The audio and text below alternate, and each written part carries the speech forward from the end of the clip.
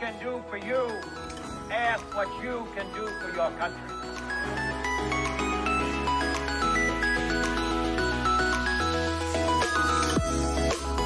So just as I say we aren't going to let any dogs or water hoses turn us around, we aren't going to let any injunction turn us around. Well, I don't know what will happen now, but it really doesn't matter with me now, because I've been to the mountaintop.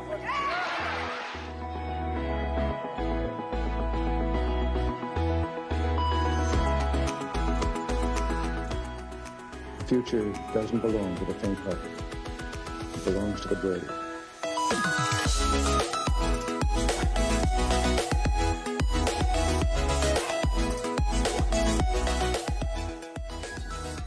Come here to this gate. Mr. Gorbachev, open this gate. Mr. Gorbachev, tear down this wall.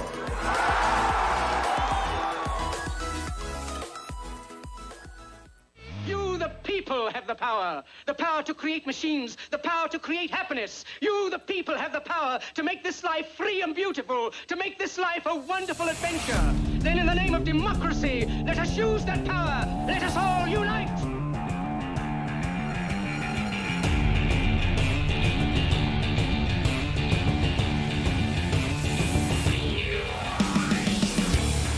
Now, there's one thing you might have noticed I don't complain about. Politicians.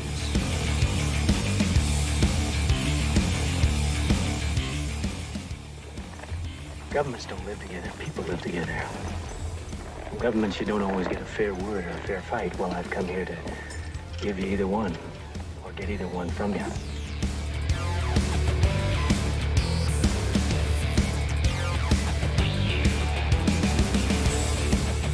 That's totally taken out of context. Well, not really.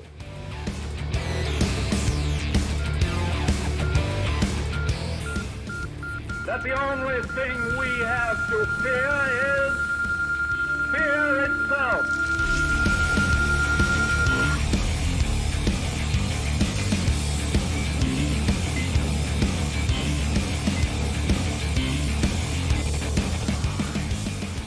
In the councils of government, we must guard against the acquisition of unwarranted influence, whether sought or unsought, by the military-industrial complex.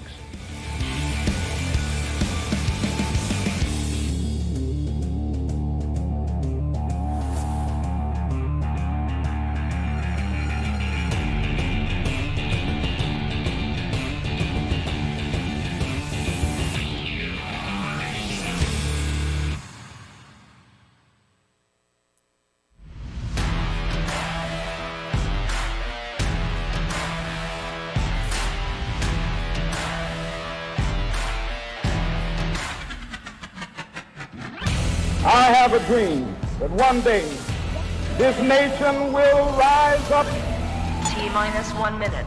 live out the true meaning of its creed. People should not be afraid of their governments. Governments should be afraid of their people. T-minus 50 seconds. I am paying for this microphone, Mr. Every dollar released from taxation T-minus 40 seconds. that is spent or invested will help create a new job. Chivalry is dead, and women killed it. T-minus 30 seconds. Don't give yourselves to these unnatural men with machine minds and machine hearts. You are not machines. T-minus 20 seconds. We shall fight on the beaches. We shall fight on the landing ground and in the streets. 10, 9, We shall fight 8, in the hills. 6, We shall never surrender! 3, 2, 1, 0. All right, welcome back to Problem Solver Politics, ladies and gentlemen. Thank you for joining us for our live stream this beautiful 16th day of March. We are loud and proud broadcasting from the Los Angeles quarantine zone. I am your host, Cardin Ellis, with none other than the illustrious, the proficient, the omniscient, and the omnipotent Cody the Oracle. Oh no. Hey everybody. So anyway, we're getting started here, and I realized I forgot a light, Cody. Oh well, whatever. Anyway, as you can see, it's raining outside. Pretty wild day getting here on time, but we're excited to talk about all kinds of really cool, interesting happenings that are only tangentially related to one virus of corona. So, you know what's super interesting, Cody, that I learned today? You know how my family has a pest control company, correct? Right? Correct. And we heat. I believe that's indeed correct, Karen. Yes. We heat for bed bugs, to kill bed bugs. And if you heat a room up to 140 degrees for 2 hours, you kill all the bed bugs. Okay. So we got these massive heaters and these really cool systems that we use in order to heat up a room for bed bugs. But do you know what else it does? It kills the coronavirus. Really? Yeah. It's actually crazy. The same scientists that studied how to kill arthropods and bed bugs. Okay. Well, we'll see. We'll see. No, listen. We'll see. No, there's science behind this, bro. Oh, did you know there's science behind a lot of stuff until other science comes and disproves that science? So No. This has been true since the 80s. That basically, this is interesting and it's factual, okay? And I find this interesting. So here, we'll just tell me what you think about this. To kill the lowest forms of insect life, generally like cockroaches and so on and so forth, you need to be at 118 degrees for at least 58 minutes. To kill a bed bug, you need to be about 120 degrees for at least about 2 hours. The hardest to kill insects, you might need to be at like 130 degrees. But viruses, including SARS and MERS, and guess what? Coronavirus, which is from the same coronavirus family, COVID-19. You got to get up to about 138 degrees for at least an hour and a half. So let's just heat up the globe to 130 degrees No, Fahrenheit. but we can sterilize a building. So we're getting calls. Until people enter the building. No. Once the people have gotten out, if you want to sterilize the building, when they come back in, right? Yeah, every single person has to sterilize in the building. Yeah, but the idea is they come in without symptoms and healthy. If, for example, you had a family where a family member had the virus and you want to sterilize the virus before reoccupancy, then we can actually heat the building. And I didn't know you could heat for viruses. Good idea. I mean, why? Hey, it's my house, right? Why can't I heat it up?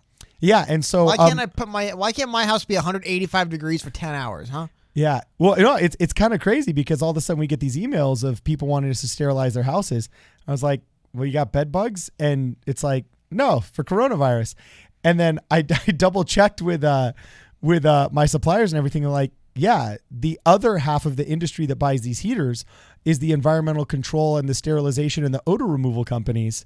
You guys just use them to kill bed bugs, but the rest of the industry uses them to dry carpets and to sterilize like hospitals and hotel rooms. How many things would die if you forced them into a 140 degree Fahrenheit area for 4 hours? Like just things that live, right? Well, humans would. So I mean, sure. That's a long time at a high degree. Cody, when we do this and we get a room to 100, okay, the objects are 140, the air is 150.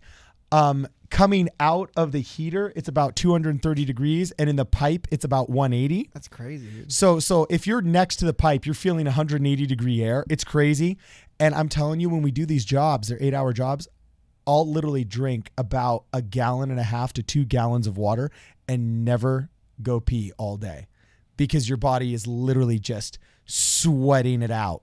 It's gnarly, but it's cool, man. Okay, very cool. Anyway, hardcore. Anyway, we'll move on. Yeah. I just thought it'd be fun to go through. I had an article pulled up here. I thought it'd be fun to go through an article called "Biden Allies See Warren as Potential Running Mate." Oh gosh. I don't know. I was trying to find some non-virus related news for the day, just to talk about something. We already talked this morning about how there's just a bunch of news that someone brought up in chat. They have quarantined. They just announced something around noon that the Bay Area is basically under Marin counties. Wealthy people are locked into their communities. So, Bummer. Yeah, bummer. Hey, I just watched the second season of True Detective, so I know what they're really doing. For anyone up there in the Bay Area quarantine. Tell you what, that's a cow bummer. I can't go see my yacht. Is it within the county? No, dude, that sucks. It doesn't matter what part of the country. It sucks that they're doing it anywhere in America. It's great. I mean, New Jersey, that thing like the state of New Jersy. Do you think this is just the globalist test run? The country of France? No, I don't. I think it's the globalist test run. That this is all.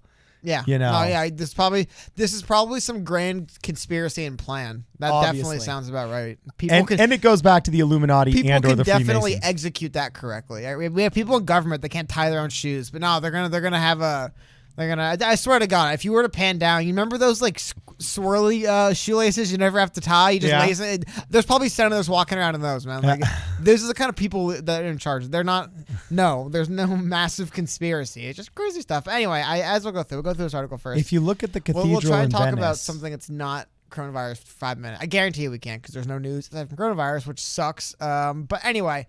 This is it. So several of Joe Biden's allies say they could see the former vice president picking Senator Elizabeth Warren as his running mate to help unify the centrist and progressive wings of the party. What? Like would progressives really fall in line behind Joe Biden because the snake Elizabeth Warren? And not my opinion that she's a snake, even though I don't like her. But still, it's like, so the snake Warren endorses Joe Biden, who's literally going to kill you by taking your health care away, and you're going to vote for him. That's the plan for progressives. Okay, just. Hey, Biden aides, they might have a... And what people forget is the other side, you have to convince a small percentage of the other side to vote for you. If you're a Republican, you have to be bipartisan enough that a small percentage of Democrats come your way. And if you're a Democrat, you have to be bipartisan enough that a small percentage of Republicans come your way. The person to do that is Bernie Sanders. You know? I don't think so. There's enough Trumpists and people that were like Obama. I literally think as a VP choice, Bernie Sanders. You think a Biden and Bernie ticket could exist? If you're trying to unify the progressive age of 154, dude, I do not. Sorry, I just don't think you could do that. Oh, come on, Elizabeth Warren. What is she, like 71? That's not. It's not good either. She's the youngest though. She's like the youngest man. I think it goes 71 Warren, 73 Trump, 77 Biden, 78 Sanders. If you can keep the combined age of the candidates south of 140, think about it. 140 means that if the VP is 40 years old, the president would have to be 100. That's a Like, I think 140 is a good number. And I don't want to be like ageist, but I'm just saying, like, it is. Hey, how about this? I'm pretty sure people over the age of 65 aren't allowed to leave their homes right now. Wow. It would definitely suck if both of our VP, which I guess, how old's Mike Pence? Mike Pence looks like 60s-ish, right? Yeah. Early 60s. He looks 50s. Good. Man. He definitely looks younger. It's that Republicanism, bro. It gives you a gleam. No, I think he's one of those people who just had white hair for since he was 35, so he just kind of grew into it. You know what I mean? He was that dude that started getting silver hair in high school. Yeah, so he just kind of grown into it. He doesn't look like some person whose hair just changed color. He looks like Johnny Quest's uncle, right? What is that? What is the cartoon? Anyway, we'll go through this. However, Johnny Quest's uncle. Look it up, I swear. Getting to back to the article, they mentioned what we were just talking about, that picking Warren would have drawbacks. However, putting 2 septuagenarians at the top of the ticket from safe blue states. It just looks weird. I think she represents sort of bridge between the moderate land and progressive lane. Is that a typo or just a weird quote? The moderate land and the progressive lane? I don't know. Maybe the moderates have a land and the progressive have a lane. Don't know. I'm hoping he goes with Kamala, referring to Kamala Harris. The age thing plays in. Kamala isn't 70. That helps. There are a lot of qualified women, but she would be the best choice without a doubt. It is. Actually, maybe Kamala would be a better choice, just because if I have to look at an evil lying biznatch, I'd rather look at an attractive one. And someone correct us. Pence is 60. So yeah, Pence is like pretty. I would say honestly, 55 to like 70 is probably like. I feel like that's the politician window, right? You start getting north of 70, it's like, dude, I get that technically you could be 99 and be in politics, but still, like, you start getting past 70, it's like, you're getting older. And I definitely think below like 50s-ish, I still feel like you got to sell me.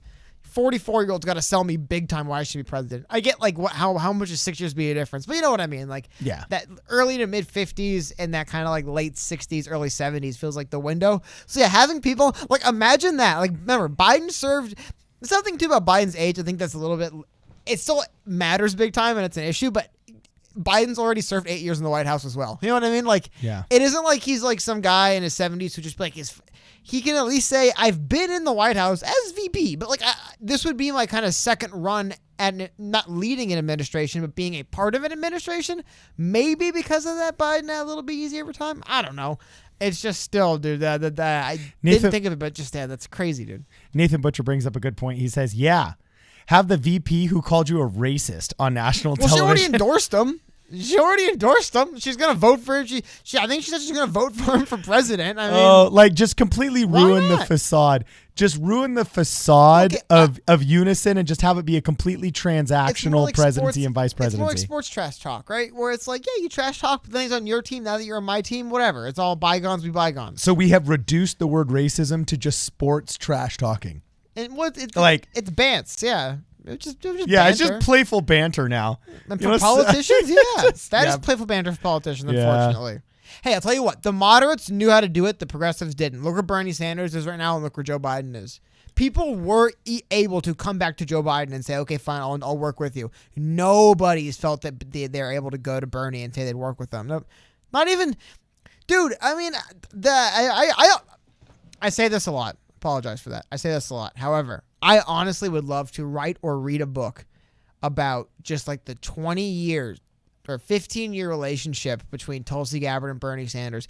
Dude, like, it is crazy. Tulsi Gabbard felt so strongly about her support for Bernie Sanders. She blew up her entire career despite Hillary Clinton and support him. And now she's running against him for president, and he basically pretends she doesn't exist. Really weird. It's just a really weird... really weird anime arc, you know what I mean? It's like top 10 anime betrayals. You have like Bernie and Tulsi, but it's just so bizarre to me how that happened. I would like to get an idea of that, because also, hey, if you want to make the progressives happy, why not float? Someone put it in chat already. Tulsi would make a great VP for Biden. Boom. I mean, if you want to actually reach out true, to progressives, man. But the thing is, they don't. They just want to say that this will help unite by uniting the progressives. It's kind of one of those things in politics. They want to exploit them as laborers in their volunteer corps. A big part of the uniting as progressives is going to be the shedding of the phony progressives. Which basically is, we're going to run you people out of our party until you're not dissenting against us anymore and claim it's unity. That's because there's two ways to achieve unity, right? You legitimately win somebody over, or you legitimately expel them entirely. And it looks like they're going with the expel them entirely branch. However, I do think there's a reason why we're seeing I'll make a weird prediction here. I don't like to make a lot of predictions. I'm going to predict, if we do kind of have a return to norms here in politics, establishment Dems are going to go scorched earth on the progressives. Progressives promised them this wave of young voters. None of them came out. All their candidates lost. Oh man, I can feel these people are unhappy. You know, that's actually really. We've been at least okay. For me, I've been so focused on just the general numbers and so on and so forth. And yes, I have been thinking about how just last election, Bernie Sanders got tanked in some of these states where he thought he was going to do so well because just they really did not come out. And you're right. They promised a bill of goods of revolution, not just in terms of their policy proposals, but revolution in terms of the voting bloc that would now be Democrat. And my man, the numbers are abysmal. Just abysmal month after month with no end in sight. So yeah, the real question is, so you think it's going to be actually an act of aggression on behalf of the centrist Democrats and not just giving up of the young people? Because I think it's going to be a little bit more of a giving up of the progressives, because the truth is the progressives can't postpone maturity for more than a decade. You can end up being a 32-year-old that's still kind of a loser and failed to launch, you know, and that whole thing. I don't think they care who the voters are. I just think it's there was a group of politicians, like progressive insurgents of activist politicians. Like AOC is a good example, but it's not the only one in this town as well, right? And these activist politicians, Bernie Sanders kind of being the figurehead of this progressive movement, said, hey, look, we're bringing together a brand new coalition of voters, different voters. I almost attribute a little bit to it. There's almost kind of like a blindness where it was like, while there was one type of diversity in the Bernie Sanders coalition, there was other types of diversity that were lacking. Predominantly urban people that were educated, right? Yeah, all kinds of different ethnic backgrounds, all kinds of different, like everything else. But like, you could still boil it all down to like, they're generally educated or like educated adjacent, like maybe if they didn't graduate college, or people that are like interested. Educated adjacent. But do you get what I mean? No, I'm not trying to like you get what I mean though. Like not like literal academics, but still people who are like interested in like reading, the maybe self-educated on some level. It's more what I mean. And urban, like that is the Bernie coalition. So while in some ways was diverse, in others it kind of wasn't in that bit. So I just do think there was people in the Democratic establishment. It looked like when they were ready for about 4 days there to turn the keys over to Bernie. You remember after one Nevada? Yeah. And MSNBC fired Chris Matthews after he won Nevada, and they were like, okay, it looks like this is it. It looks like we're a progressive party now. It looks like we're the party of Bernie now. This is the way we're going.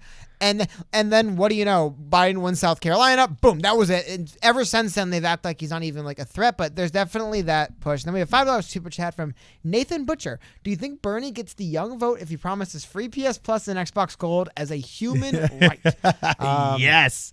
Hey, Van Jones says that Obama phone and internet access was a human right. Well, here's the Medicare for all is now. Here's the thing, though. I don't.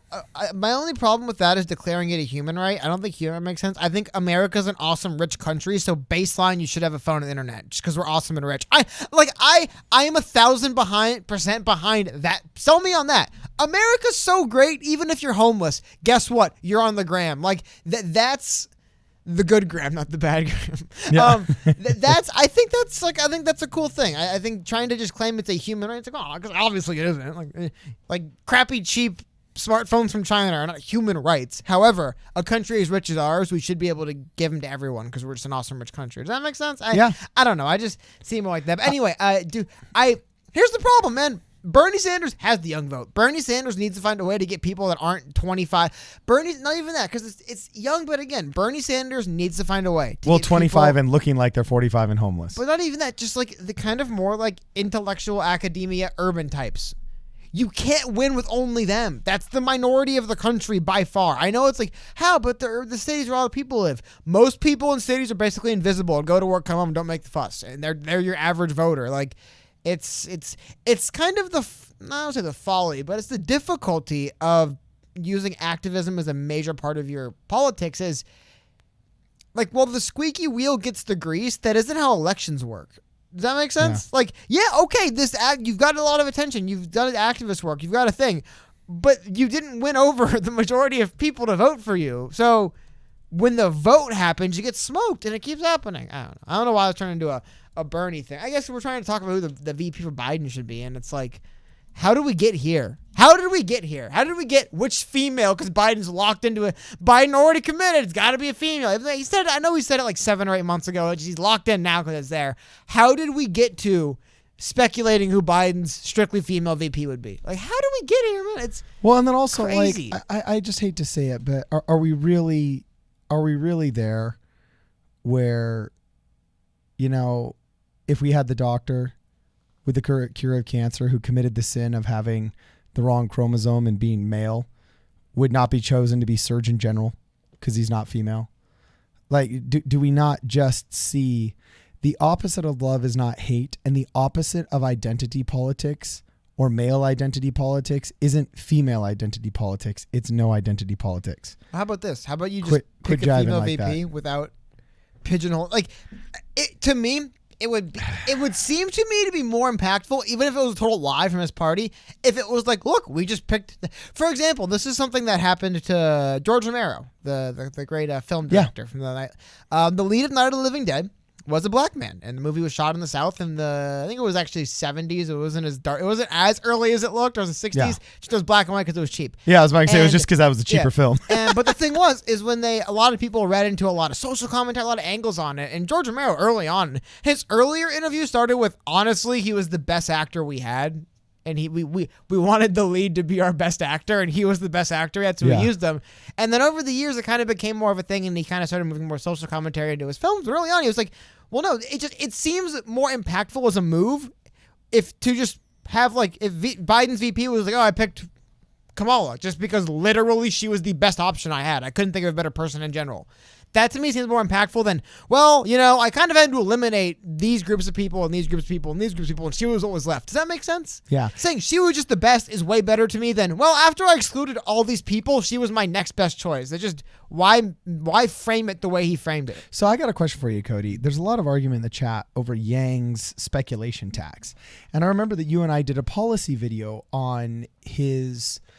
he pointed out that most of Wall Street trading only lasts a minimum of 4 months, that long-term investments aren't being made as much as large-scale investments in the short term with the hope of garnering a short-term profit, with just number crunching. And so he suggested partial funding of the UBI based upon that speculation tax. Well, in general, though, Andrew Yang was just putting forth a lot of different ways to tax on kind of like more transactional. Did Yang and think that up consumption-based. first, or was that Bernie? No, it's a Bernie thing. I don't think Yang thought that up first. First of all, I don't think Bernie thought that up. You're like, again, by the time you're running for president, these people don't go to the mountaintop and, hold the tablet up and have the lightning bolt hit it. Like, they read books. They talk with other politicians. Yeah. They co-sign bills. Like, that's where these ideas come from. It isn't just, well, I am ex-politician. Like, dude, how many ideas do people have they're putting forward in politics today, for the most part, are in books written like 70, 80 years ago? Like, yeah. There isn't that much stuff that's just like, people like, oh, this guy just came up with this brand new thing. No one ever thought of this before. Until this person named it. It's not like, I'm trying to think of like, in sports that'll happen. Somebody will just come out with a brand new way of doing things and everyone changes how they do it. I don't think it really works like that. But ideas, you generally just, oh, wow, okay, that's what people want, I guess. I guess that's my idea now. Hey, so Nabber's got an interesting comment here. He says, got my PSP hat, by the way. It's definitely better quality than the $80 Yang hat, LMAO. Oh, that's remember funny. The Yang. First of all, I wanted a crown on it that had to be solid. I don't like the crowns that are not wishy-washy but flexible and whatnot. Mm-hmm. So that was where I drew the line on the mass-produced hats. I was like, it's got to have a good solid crown. So yeah. Anyway, and somebody said, "Did you see?" By the way, I always do this. I apologize. Social dissimulation. I always read a comment and just say someone said this without even. I apologize. Yeah. Hey, well, maybe we should only say the name of the members. Get real elitist here. No, I'm just kidding. But anyway, did you guys see that AOC and Omar are trying to say someone else mainstreamed UBI? I didn't see that, but I believe it because they're no. Like, hey, I hope I don't offend anyone by saying this, but one of the things AOC is, I think, she's either going to lose in this primary and probably be done with politics and be something else, like a commentary on news, or she will be a politician until she's 95 years old. She seems to have what's the word I'm looking for? The instincts for politics. She definitely has the instincts for being a politician. So it's obvious. It is kind of funny to see them try to control the narrative in that way, but it's part of politics, man. It's a game. Yeah, and it's obvious, and this is one of the things that I think people on the right really like about Tulsi Gabbard. Interestingly enough, there's lots of people on the right that actually kind of have not a crush, but they don't really fear Tulsi as badly, because it's obvious that though she has a different ideological view about the size and role government should have in people's lives, that she is 100% all in American and 100% like we are all in this together, and really does kind of adopt that aloha spirit of e pluribus unum, you know? Aloha spirit, man. And so it's crazy. That's Gavin McInnes's favorite candidate on the left. Okay. I mean, one of the most right-wing dudes, I think, in American cyberspace. Well, he's a Canadian and he's a clown. And well, yeah, fine. Whether he's a clown or whether he's whatever, I mean, it doesn't really get more. Well, first of all, he's Canadian. But. Brazen. Okay, fine. It doesn't get more like brazenly right-wing and North American than that guy. And he says Tulsi Gabbard's his favorite, and she's easily my second favorite on the left right now, because that temperament is very service oriented. You can tell she wants to serve her people, and she references her people as like a tribal chieftain would, you know, with love for her people, instead of like as an emperor would for the serfs that are under him or her. You know what I'm saying? So it's a temperament thing, man. And that carries more sway than you realize. I think people on the right like Tulsi Gabbard because they only see her talking about ending wars and hating on Hillary Clinton. And a lot of people on the right are fine with those things. If they saw her talk about other things, they'd go, "Oh, that progressive lib," because she's a progressive. It just cracks me up. There's people that are like, "Oh, I like that Tulsi Gabbard." I'm like, "Yeah, she's progressive like that." The only reason why I'll bring it up, I know people who don't like progressives that'll say them. She is a progressive. Like she believes a lot of that same stuff. They'll be like, "Oh, well, I thought she just didn't like Hillary Clinton, didn't like wars." Yeah, that's it. That's all told. I know it's all she talks about because it's kind of what differentiates her. But no, like, I don't know. I always find that humorous that the people think I like Tulsi. I'm like, dude, you don't know any of your policies, do you? No, okay. Yeah. It's gonna be all those people is suddenly gonna be like it's gonna be like I think right now a fascinating politician to look at is Mitt Romney. He's a fascinating politician to look like. Mitt Romney in 2012 was the Republican nominee for president. Yeah, man. What a we were talking earlier. He depending on when that election happened, could have either beat Obama or came close, right? Yep. Flash forward 8 years, he isn't invited to CPAC, the largest conference of conservatives in the country. Dude, isn't invited. But then you also see him in that same year. Actually, he was doing this in 2019 as well. He also, though, has spent the last little while really pushing hard to get some kind economic relief. But even before coronavirus, remember he was proposing that reverse tax credit in Utah for families and stuff. Like this seems to be a thing of his, which is interesting. But it's just funny. It's like, where does a Mitt Romney land now? He isn't a conservative anymore, but he's definitely to the right of any like of the Democrats. Where do the people like these fall? It just, I think there's some politicians like that. Where another good one, John McCain. Who also ran against. It's like if you run against Obama, it's almost like people liked Obama so much they like respected the people who lost to him and ran against him. You know what? Because think about it. Like both, McCain's passed now, but by the end of McCain's life and where Romney is now, they've kind of definitely started to like. I don't want to say they weren't distancing themselves, but they're definitely never Trumper types, right? No. So it's just funny. It's like they run against Obama, but now they get not love from like the Democratic Party left, but kind of more of like, you guys are all like a kind of like a you're funny, we'll kill you last kind of thing. You know? Yeah, exactly. You're funny, we'll kill you last. Yeah, but still, you know what I mean? Oh, that's funny. I was about going to say that it's never going to be a love. It's you hate Trump? Well, then you're in our club because our club is like you're cool. You're fine. Yeah. But it's humorous to me because both those candidates who kind of get me wrong, but I would say the two candidates that probably during the Trump administration, prominent Republicans that moved furthest to the left mainstream as far as profile wise, not necessarily policy wise, were Romney and McCain, the two guys who ran against Obama. It's just really weird. Or maybe there's this growing. This is growing now. Now people do still like Obama. I was like, maybe it's the inverse. For some reason, Obama got so unpopular, people started to like the people he ran against. But no, because if that was true, Hillary would have won, and that's not what happened. Yeah. I think that's the other kind of funny takeaway from this election. A lot of people are saying, "Wow, hold on a minute. Did people just dislike Hillary that much? Is that what we're seeing in 2016?" Yeah. Because they're looking at her. But I think the larger thing is just you have to recognize, and I think a lot of these kind of pundit class people don't. I get it. They look at things from a different view. 2020 Bernie and 2016 Bernie. I just saw an article. I forgot where it was written, but it was where someone was writing an article. Like, why did Bernie Sanders suddenly stop talking about the fact that it's just mass immigration depresses wages for workers? Yeah. It does. You can argue if it's good or bad or what we should do about it. Fine. But I think it's a little bit weird to just insist it doesn't happen. It's just, hold on. It doesn't necessarily mean it's the worst thing in the world if it happens, right? Because there's also people who are making $0 an hour somewhere else, making $9 an hour here now. You got to think about them too. But it's just this, he used to bring that up, that reality, and say, well, hold on, we have to, I think you can find a quote from Bernie Sanders, and it's like in 2018, 2019, where someone talks about the idea of kind of, which I always find it humorous too. People like say that's not actually open borders. It's like open borders doesn't actually exist. It's just a concept. But on the topic, Bernie was like, well, that's not possible. There's too many poor people in the world that all want to come to America. Now, the bottom line is you can argue if that's good or bad. Bernie Sanders used to say things like that in 2016 and he stopped. I would argue by his polling, his election results, it was more popular.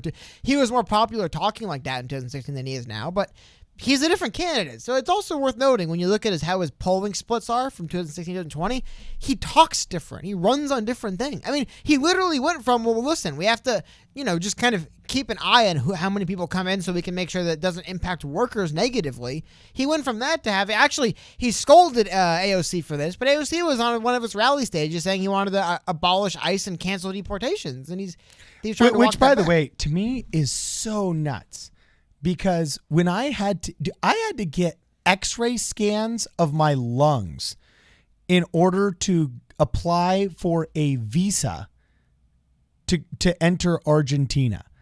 I had to get a medical physical. I had to get because not even a TB test is good enough. They want you to actually have a scan of your lungs in order to get a visa in South America to get rid of, to not have tuberculosis. You have to have a battery of immunizations and forget just like basics such as you can't have a criminal record and so on and so forth. And that's just to get into Argentina. Okay. I mean, how is it when that's the requirement?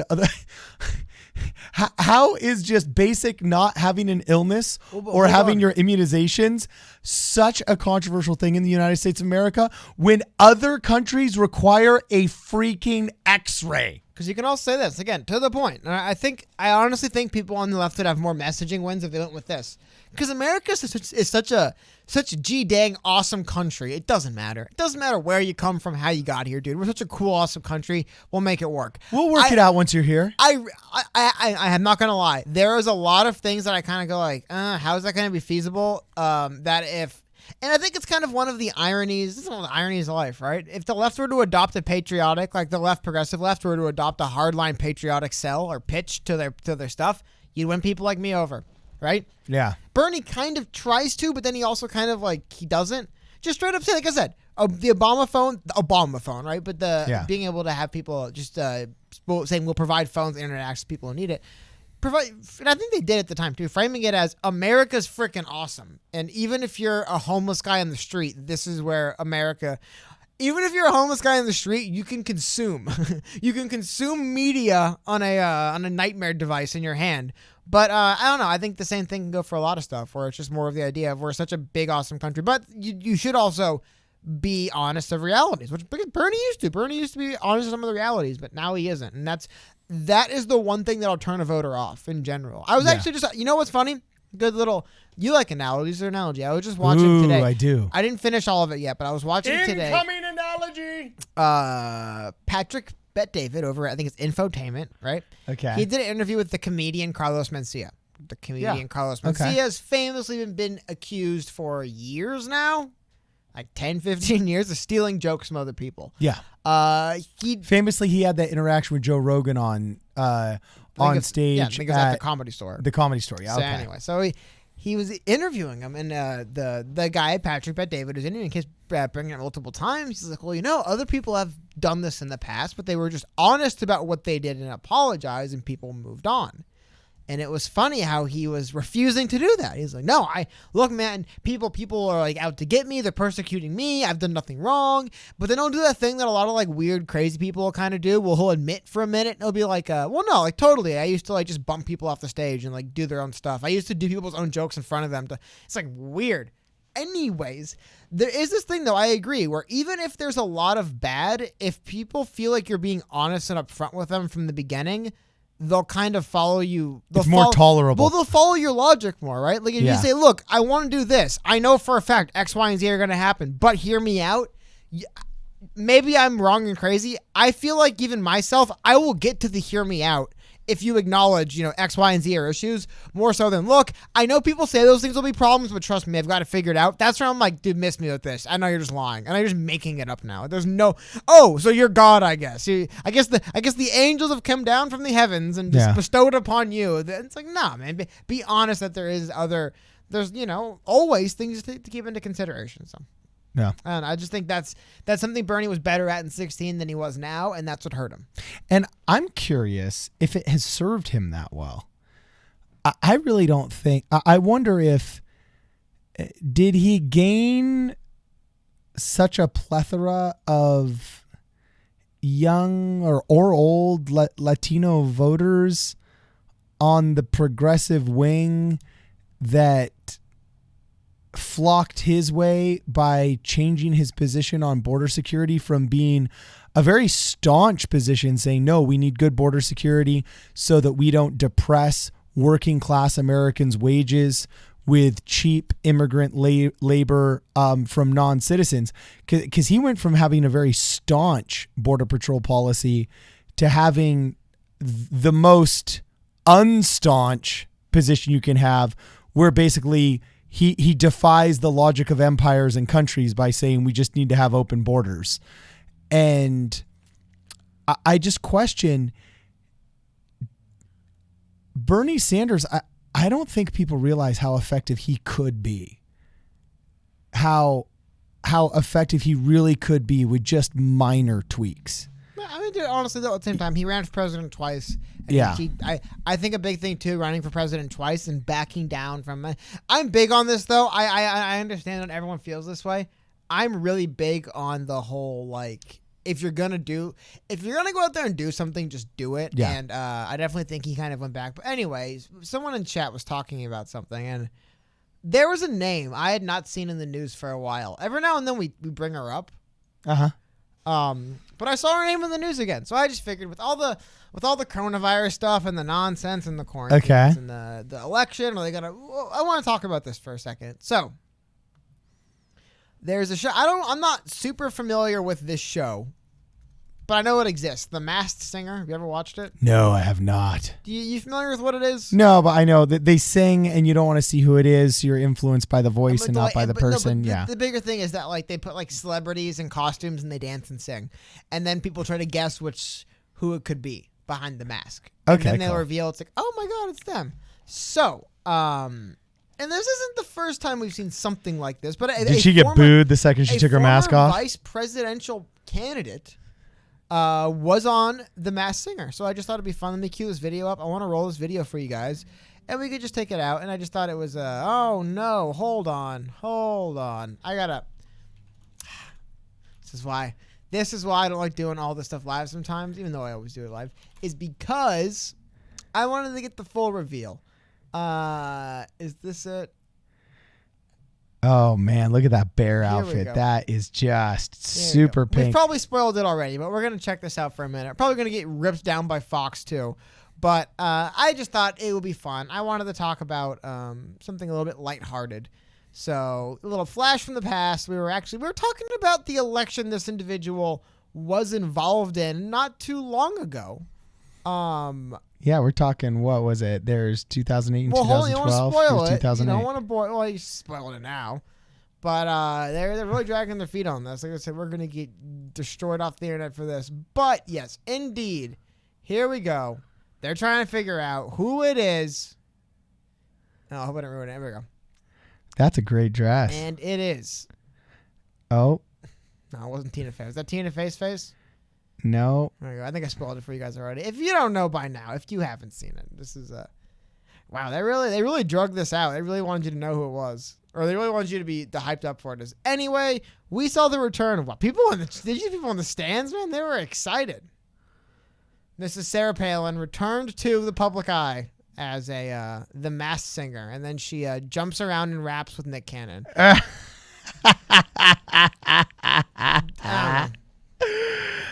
Oh, that's epic. I just thought there was not all news is bad in the world, right? We still have... Dude, we got all these hotties in American politics. You got Sarah Palin, that's AOC. Your takeaway. My takeaway is people in their 60s are going to find this ain't no Angela Merkel. No, but still, people in their 60s will find a way to this ain't no Margaret Thatcher. You give anyone enough time and they'll embarrass themselves on TV. We got... but yeah, anyway, so Sarah Palin was on the thing.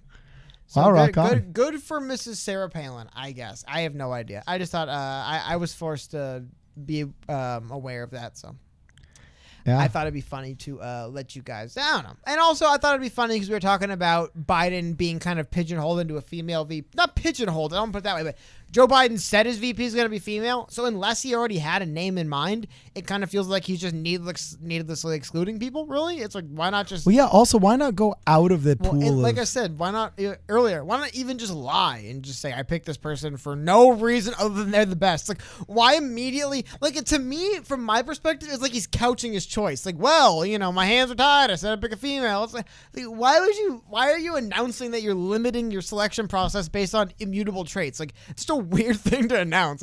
Like, it's one of those things that it's just kind of the weird temperature of politics right now. You can only really announce it.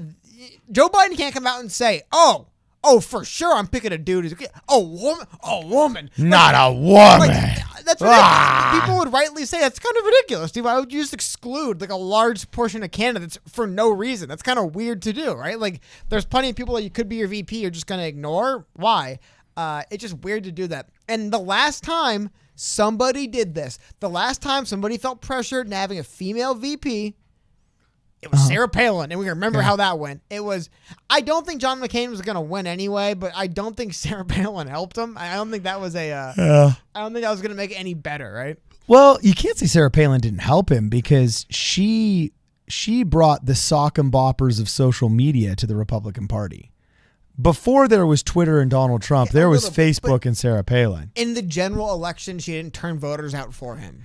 Well, she lacks some things. Like, for example, coming from a state with electoral votes beyond the 2.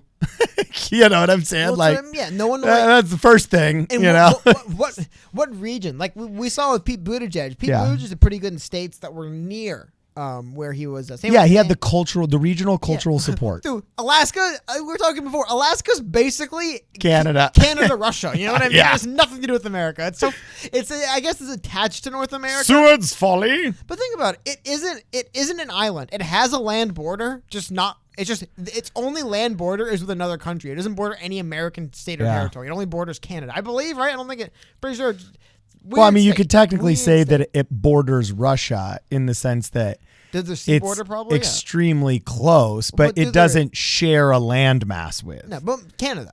Yeah. My point being, Canada's the only one that actually shares a landmass. That have a border with Canada. They just also have borders with other American states. They aren't surrounded by water in Canada like Alaska. And it depends on what millennia, because the Bering Strait at one point was connected. That's a good point. Oh, snap. Ice Age Alaska. That's a good point. So, we're full of good points here in Problem Solver Politics. Someone was talking about Kirsten Gillibrand. I almost said Sarah Gillibrand. Yeah. Kirsten Gillibrand had that really weird, bizarre ad where she was playing beer pong, and she's like, if I make this shot, you got to give me $1. Woo!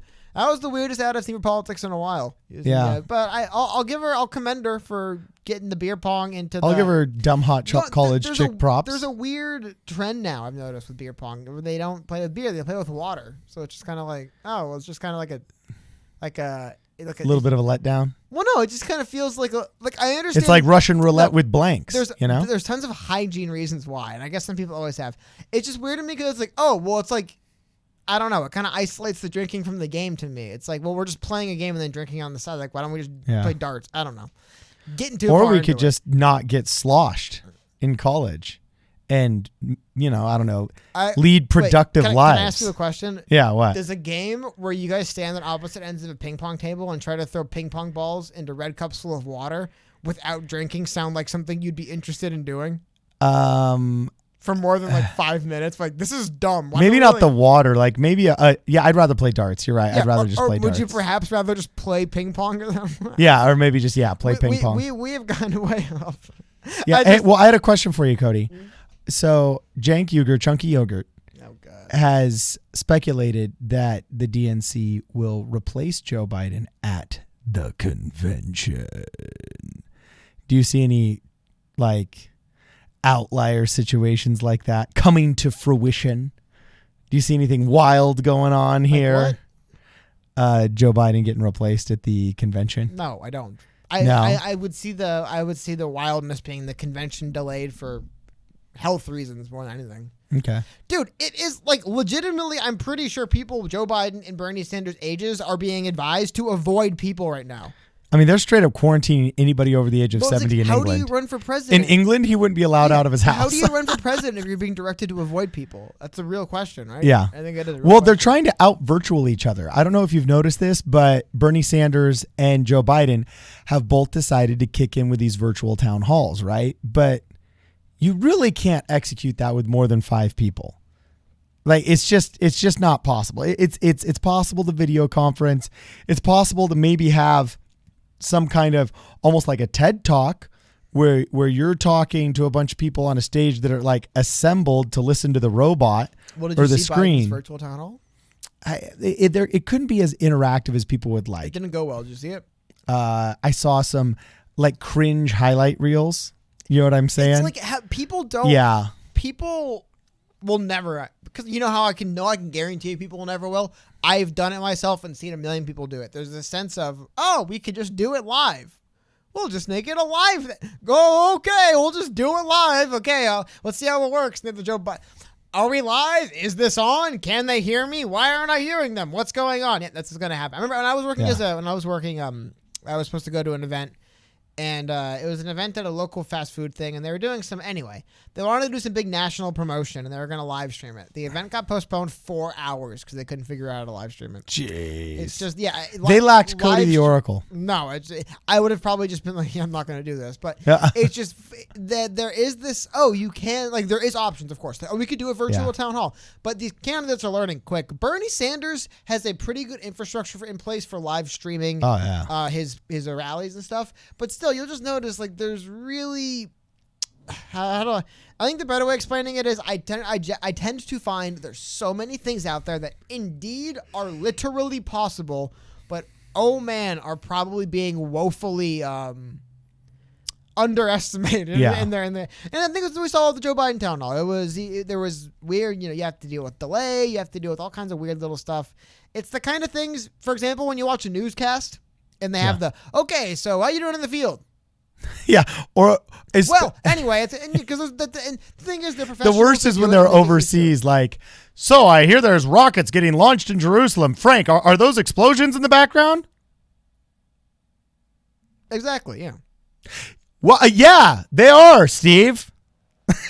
It's horrible. But you'll notice though, it's a legitimate thing. They're professionals. They do it, and they don't have the issues. And it's just you'll notice with candidates in their mid to late 70s learning how to fly how to do this stuff. They are not professionals that know how to do this stuff. And I have to be honest, I didn't watch a whole bunch of that debate last night. I saw some clips. There wasn't a debate, but how awkward was it, a debate with no audience? Dude. It was just I don't know. It was weirder than I thought.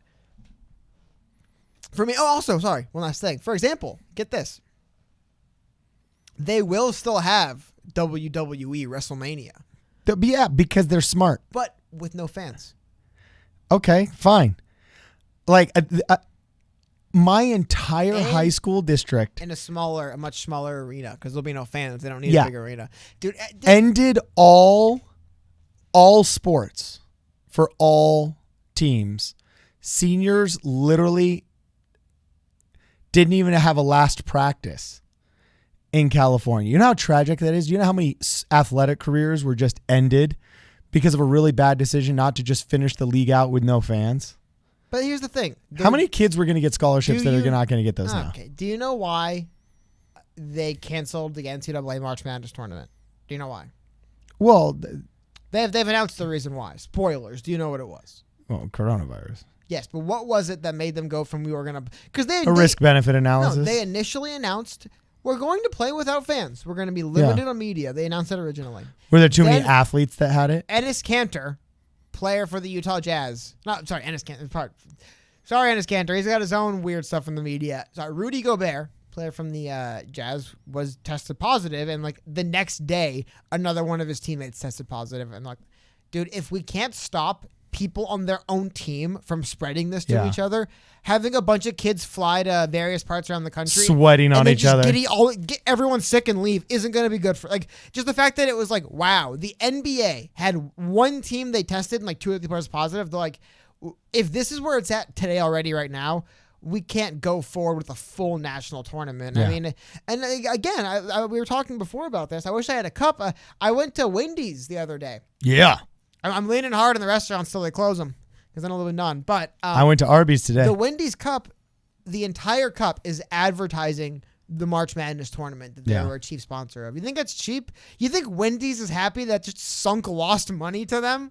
Yeah. Spent a bunch of money to be a big time, like the official fast food of the NCAA March Madness. Not anymore. I just wasted money printing up all those cups and doing all that. So that was a big, like, those aren't decisions taken lightly. It's not like these people were just like, whatever, we'll cancel. Who cares? No big deal.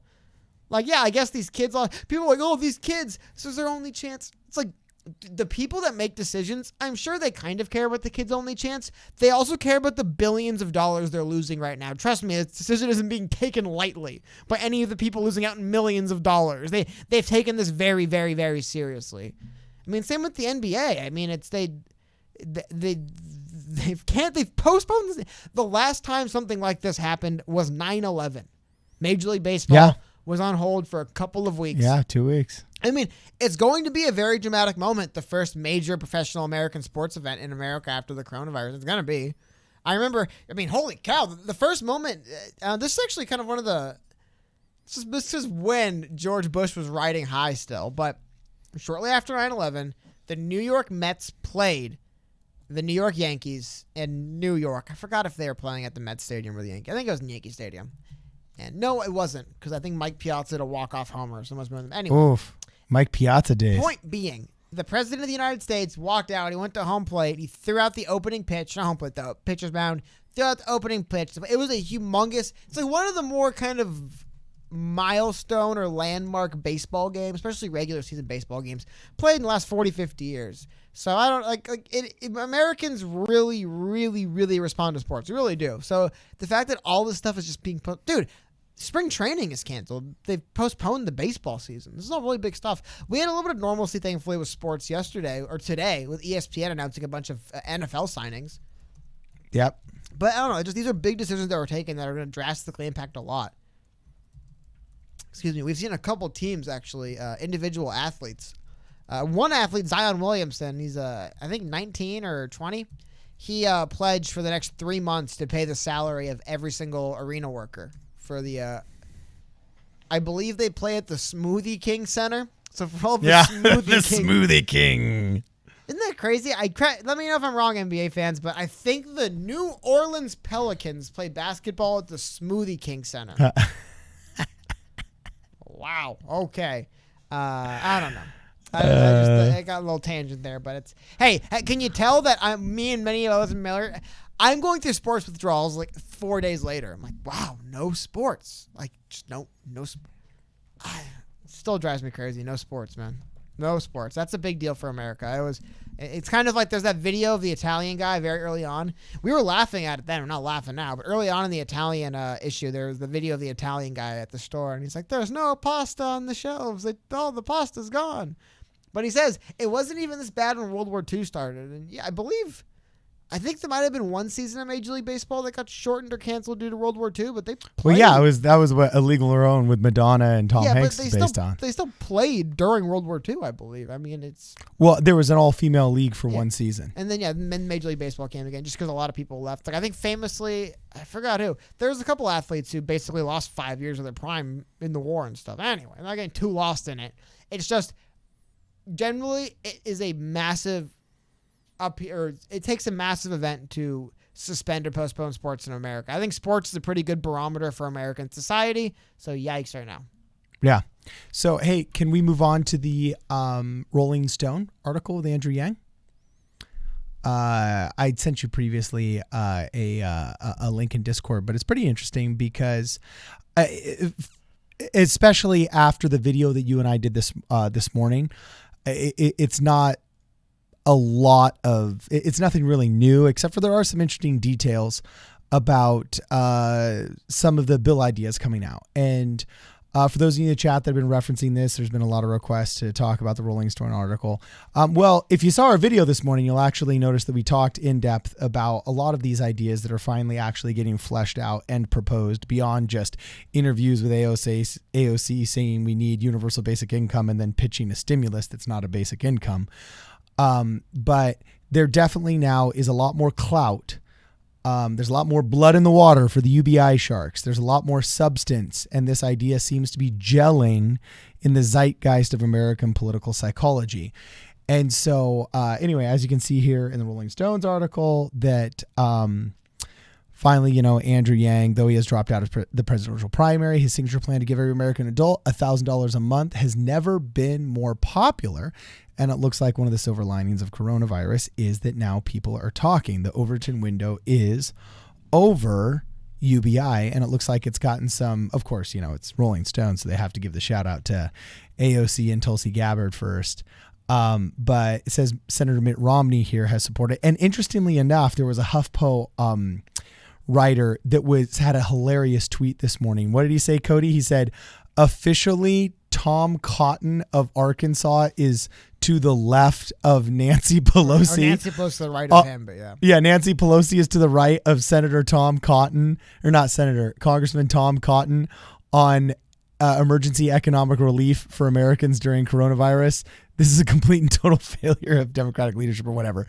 But anyway, it's interesting. It says, all of these people have called for some version of a basic income to deal with the economic fallout of the pandemic. Now, this is where I really think it's important that we delineate and do split those hairs between what is a stimulus plan that is a short-term thing and what is basic income. Because as you know, the term income insinuates consistent income, something a little bit more predictable and dependable and more. I think there's a permanence that's in the word income that is not insinuated in the word stimulus. Okay. So anyway, one proposal by Reps Tim Ryan and Ro Khanna would directly pay affected Americans up to $6,000 a month depending on their need, which obviously is impossible. But Romney's calls for a flat $1,000 for every adult. See, that's the difference between means testing and a means-tested system, which we actually want to try and get away from, and a more universal system, such as Romney's idea, which, ironically enough, I don't think it's coincidental that this threshold that all these people are suggesting of $1,000 a month is the exact same amount that Andrew Yang proposed for a long time.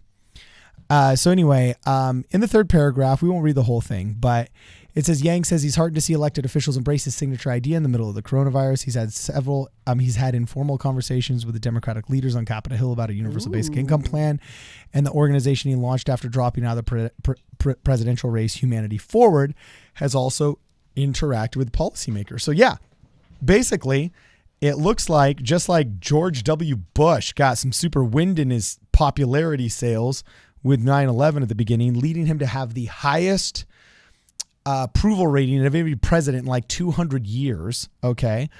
It looks like something out of Andrew Yang's control that nobody could have anticipated is going to give a lot of wind into the sales of his signature proposal of universal basic income, aka the freedom dividend. And so anyway, he how said about this though? Yeah. Hit it. If Andrew Yang from the beginning had always said, look, and another reason why it's important to have UBI is in the case of some kind of global pandemic. Oh, if he had been ringing that bell for 3 years, dude, he would be back in the race. You know what I mean? So true. Like, so true.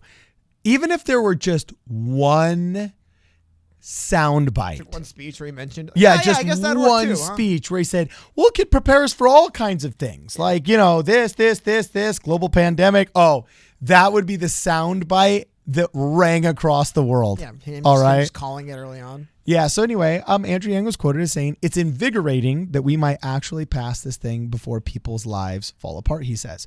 So, Cody, I'm just curious. You're on Twitter, political Twitter all day. You're reading articles written, less now, but you're reading articles by these people all day. Do you think there is any bill in sight that could pass that actually has universal basic income in it? Because our biggest criticism during the Andrew Yang reporting days. You couldn't get universal basic income passed, but I think you could. And I've heard conflicting things. I read into the Romney one. I saw conflicting information on Twitter. What I read in was that Romney's proposing basically a $1,000 payment right now, but then keeping language open to have subsequent payments as long as the pandemic's going on. Here's the thing. I think a pandemic might be a good time to pilot it or test it, but it would probably have to be like something like that. Then you have two excuses for the next 6 that you're months. killing with one. Yeah. Maybe for the next 6 months, we'll give Americans $750 a month, and we'll see where that takes us to help combat the pandemic. And then if in 6 months the pandemic's over, we can alleviate it. Maybe that's more likely. But I just don't want. And the biggest thing is I just don't want people to settle for a stimulus as UBI because it's not the same thing. Because then also if you misname it, then when the negative aspects of a temporary stimulus come back, you don't want that associated with the positive thing that's universal basic income. You know, it's just like you don't want to set something up for failure. Hey, but tell you what, this is a really bad. Okay. This is a really bad period of time for anybody pushing the federal jobs guarantee narrative. Oh. Yeah. What do you do? What do you do in the face of a pandemic and a federal jobs guarantee? Do you get sick pay? Maybe the UBI in the form of sick pay. Hey, maybe the federal government's just the nicest boss ever, and they're like, "Hey, no one's got to work, but I'll pay y'all anyway." That's how the government works anyway. Wait, won't you just go belly up bankrupt? Yeah, who cares? Bankrupt. I'm the United States of America. You know what's funny? It's kind of like it's what the United States of America financially to me always feels like. It's like the guy who owes everybody in town money, but he also has like all the guns in town, and it's like it's like are we gonna collect? Like, you know what I mean? America can be like, oh yeah, we owe our money, we owe you a lot of money, we don't have a lot of resources, but our Navy's larger than like 40% of the world combined or something. You know what I mean? It's like our military is so big. It's like, yeah, okay, maybe we do owe you money, maybe we are in debt. Come collect. So hopefully it doesn't get to that point. Charyoshi one says something really funny here. Also, by the way, guys, we got 4 more minutes left. So please make sure that if you want to join the channel, you join the channel. It's really cool. Your name shows up in green. You get a hip badge. If you have any super chats you want to get off your chest, make sure you shoot us a super chat. We're going to be out of here in now 3 minutes. I take it back. Charyoshi one makes a really interesting comment. He says, who needs to eat when you have health insurance? You know, who needs food? Well, yeah. Also about this, another thing. There's hospital food if I get, hospitalized. Yeah. Well, also a week ago, they announced health insurance companies are waiving all copays related to the coronavirus. Another one of the things where it's this is one of the other funny things. It looks like clearly the United States of America, the federal government's response is we're going to lean heavily on our private sector, and the private sector is going to pull us out of this. Yeah. It is. I mean, in a way, the true test of the modern populist right and the modern populist left's politics is right now. It's the true test. It really is. Yeah, very much. That's really good take. We're really putting, for example, the modern populist capitalist types are saying, hey, these companies make a bunch of money off our back. Well, guess what? When we need them to cut copays for 9 months, they better, and they are. The people have fed you. Now you can feed the people. Exactly. No, it's not.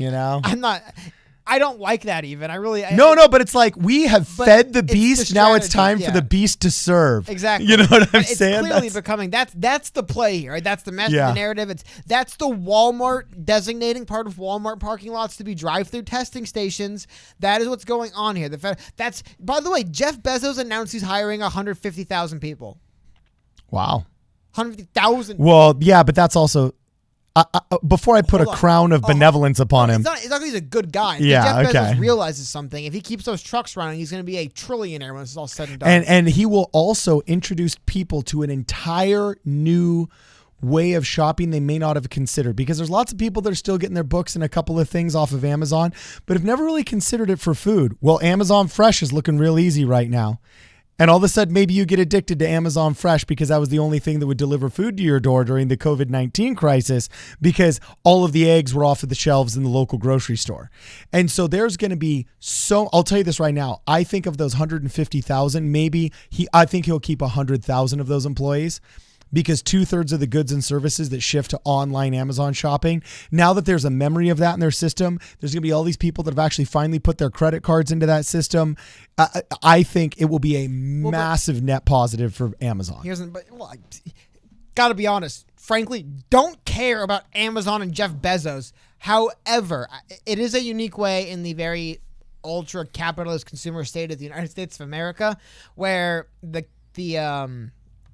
private sector can step in. A bunch of people got laid off. Well, I guess they can go work for Amazon. It's kind of nightmarish and dystopian, but it's at least a plan, right? It's kind of, like, I mean, it almost feels like we're a few weeks away from Target, Walmart being nationalized and becoming like America Mart, and it's just like, oh, welcome, comrade, to America store. America Mart. You know what I mean? Doesn't it kind of? I don't know. It kind of feels like we're getting close to that, where it's gonna feel like it's like the sorry, federal government seized all Walmarts to make sure they stay open, and there's a guy with a gun who stands at the edge of the thing. Hello, citizen. How many rolls of toilet paper do you have in your cart? Think of the others, citizen. Like, we're getting kind of close to that response, which is weird, but. And if there ever were a liquor store at a gas station, if there ever were an organization that sounded like a liquor store at a gas station off of a dusty county road in Oklahoma, it's America Mart. You know what I'm saying? But you see, America Mart. We got one more minute, Cody. Yeah, well, because we've already seen governments come in and force businesses closed. There was a story about the guy who, but I'm no sympathy for this man. The guy who went out and bought all the hand sanitizer and Clorox and tried to sell it on eBay and Amazon, and they barred him from selling it. And then the government showed up and basically stole the goods from him and gave them out to people. Now, it's kind of one of those karma. It's kind of like he got his comeuppance, so no one cares. Yeah. But when you walk it backwards and frame it as the federal government seized a private individual's private property to distribute to others, it's like, wait a minute.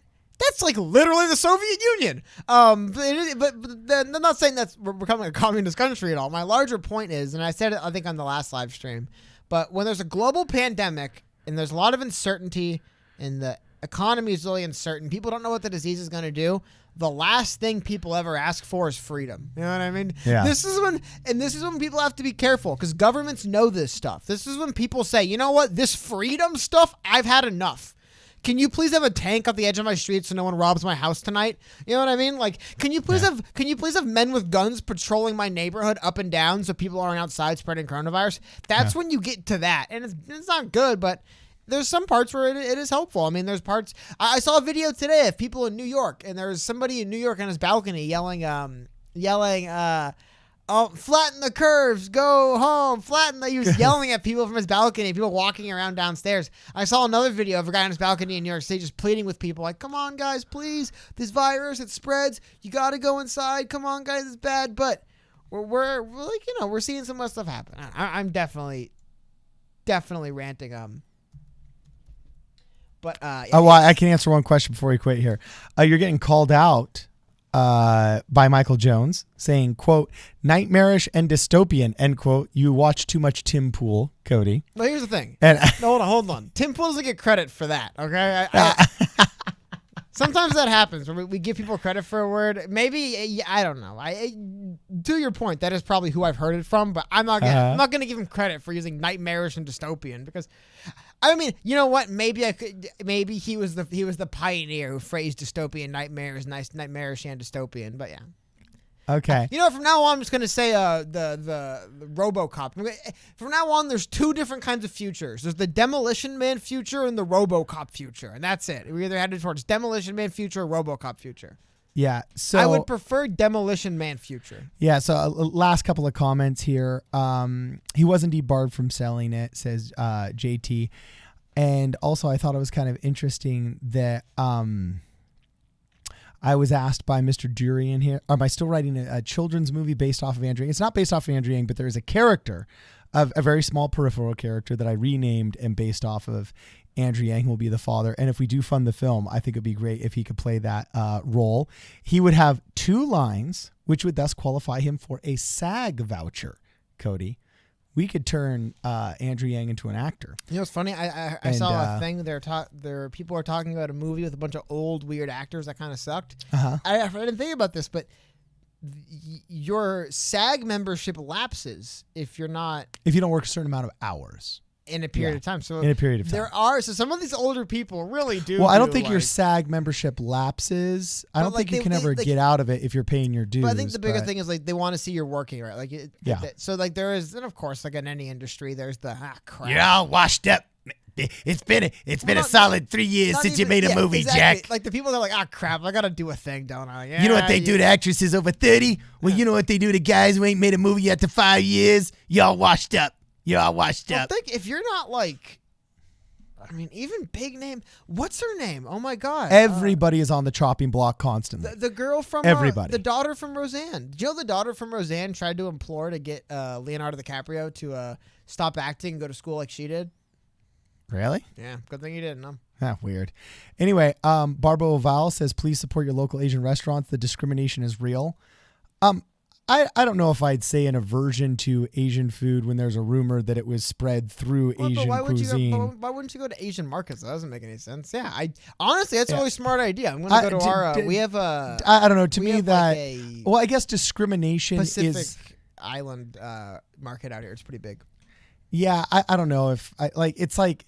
During the mad cow disease, nobody wanted to eat burgers. I don't think that was an anti-American racism. But wait, one it was just, there's people had heard about it and it turns you off to the idea. But you're not, I don't know. I mean, dude, I had Panda Express yesterday, which I know is like not Chinese food, but exactly. No, I definitely agree. One, first of all, people are just dumb for not going there because if you're having trouble getting food, why don't you go to where food is? But yeah, the notion that one grocery store is safer than another is kind of foolish to me. It's the fact that it's like, oh no, they're Asian, so they're sick at the grocery store. Like that is, I don't get that.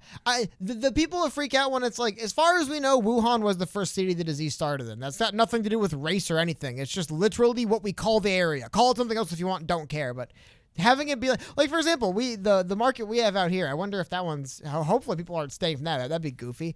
It's like not a Chinese market. It's not. It's like not even. It's mostly like Southeast Asian, like island food. But I guarantee you, the people are like, Asians. Because actually, I think there's. Well, I also never got why we couldn't call it the freaking Wuhan virus because I have leukemia. And the chromosome that causes my leukemia, my disease is literally called the Philadelphia chromosome. Because it was discovered in Philadelphia. Oh, yeah. And I mean, for a decade, it's been called the Philadelphia chromosome. And I'm sorry, if leukemia is the Philadelphia chromosome, you can call it the Wuhan virus. Well, I guess the argument I've heard is that for calling it the Wuhan virus, that's where we think the first ones were. We don't really know. Yeah. But again, I just don't think there's. I guess there's like avoiding a Filipino market because there was a outbreak in China. That is stupid. I don't understand that. It's like those aren't the same place. Like at this unless point, it's balut. At this point, you can avoid balut at all costs. You might as well avoid little Italian delis. You know what I mean? Like at a certain point, it's like, what are you doing? This doesn't make any sense. I think that's entirely separate from Wuhan literally just being a city and a country where we notice. But you don't think it could be those like are separate instances to me, right? You don't think it could be like a mental thing though? Like, you know how people don't like, it doesn't bother me. Like I used to eat lunch when I was doing rat jobs because odor doesn't turn me off to eating. But I had friends where if they smelled something that reminded them of a food, they could not have that food for lunch. Like they just, it's like a mental thing. If you talk to them about like steak while doing a rat job, they were just turned off to the idea of steak and meat. But that's a weird, that'd be a weird mental high. I don't get it. No. I don't know. I give people a little more bandwidth just for it because I think that without being discriminatory or racist, you can have preferences and aversions based upon situations. If you've never once in your life gone to the Filipino market, then continuing to never go there once isn't a big deal. If you used to go there and now that there's an outbreak in China, you won't. That's dumb to me. It's like, dude, what? Well, also, how about this? How about don't touch anything that recently came off a boat? Because you know where that boat came from? Like it's boat might have come up from Guatemala. Well, no, it's hilarious to me. It's like, dude, we ship everything in from China still anyway. That's where our stuff's manufactured. Like we can't just avoid things that leave a country. That's goofy to me. But I don't know. Mentioning that like China and Wuhan was where we first noticed the illness, that's just the facts. That's where we first noticed it. Is it where it came from? I don't know. The first person ever got it? Probably not. Yeah. Is that where this outbreak we are charting now people first started paying attention to? Yeah, the only reason why I even knew this was happening was because the Chinese government started roadblocking Wuhan. Only reason why I even knew this was happening. It's where the attention was originally drawn. People within China For example, the kind of, I think it's just kind of flippant and a little bit callous to refer to it as the Wu flu, but that came from Chinese message boards. It's the first thing I thought was Chinese people saying it. So it's just that was just colloquially how things were done. I don't know. I think that's a separate issue from people avoiding pickup sticks because they sell like Terry. It's like it's just weird to me. Like that's the American ignorance of what Asia is, though. Like Americans, we really view Asia as Eastern Asia. Yeah, but it's like mainland East Asia and Japan. Yeah. Like that's Asia, and then like the Pacific Islands. We don't think of any part of Central or Western Asia as being part of Asia and America as well. That's the other thing that's weird. I don't know. It's like so in Americans, it's like if something actually is happening in Asia, but it is literally happening in China, which is the Americans' mind of all of Asia. It's like, oh God, it must be the whole continent. Like, I don't know. Yeah. So we're super over time, and unfortunately, we got a jam right now. But guys, this has been awesome. We're gonna stay on for a couple of minutes here as we're wrapping up and doing our thing. We won't be leaving the studio until 7 o'clock, so let's continue the conversation in the chat. If you haven't had a chance to join, make sure you join the channel. It's a really awesome way to support us and avoid corporate sponsorships, and you get all kinds of cool little goodies. Also, make sure you follow us on PSP Radio 1 on Twitter or on Instagram and on Facebook at Problem Solver Politics. Shout out to everybody who's gotten a hat. If you don't mind, take a selfie with your hat. Either send it to us at problemsolverpolitics@gmail.com or just tag us with the picture and the selfie on Twitter. We'd love to be able to, show you guys' awesome face with a cool new merch to the world. Anyway, this has been awesome. Hold on, before we wrap. Yeah, before we wrap, I just want to give a shout out to Rowan Durian. He said, "How does Terrence Malick keep his SAG card?" It's a very, very good question. Only reason why I brought that up is because Terrence Malick's one of my favorite directors. So shout out to you, man. Great question. I don't know. That's really weird. Well, you only have to do like one line of a voiceover in a scene that didn't even make it into the film. But he didn't. He probably was. I guess he's SAG, but he's the director. That's why he wouldn't have a SAG card. But just one of my favorite directors. He famously, he was gone he took years off in between products. He's a weirdo. He was the guy that embarrassed Adrian Brody. Yeah, okay. He made Adrian Brody go around. He didn't make him. It's just the kind of director he is. But Adrian Brody went and did a massive press tour because he was the star of this new World War II picture with all these famous actors in it, and he was the lead, and the whole movie was kind of led by him. So he gave this big press tour. Come watch this movie. I'm great in it. I'm the lead of this movie. You're going to love it. And then Terrence Malick kind of cut 80% of his scenes out of the film. And so when the movie came out, this film he had promoted as this big film he was starring in, he was kind of a side character in, and he was very mad and embarrassed. Rachel Weisz once was famously entirely removed from one of his films. She was a prominent side character who had 0 seconds of film time in the final cut. So I don't know. You brought up one of my director I like, so I thought it was interesting to want to touch on that. Yeah. By the way, Donald Trump had a long-standing rule where if you wanted to film in his hotel, you got apparently a very reasonable rate. But there was a requirement that he had to have a cameo scene. Oh, and like Home Alone 2. Yeah, there's so many scenes.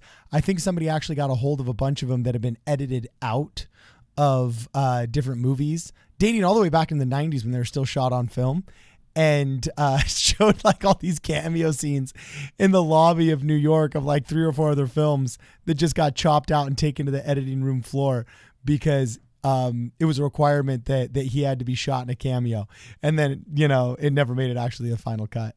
So anyway, let us know what you guys think in the comments below. We're gonna hang out for in the chat until 7. Other than that, this is Problem Solver Politics. We'll see you guys in the next video. Wu-Tang.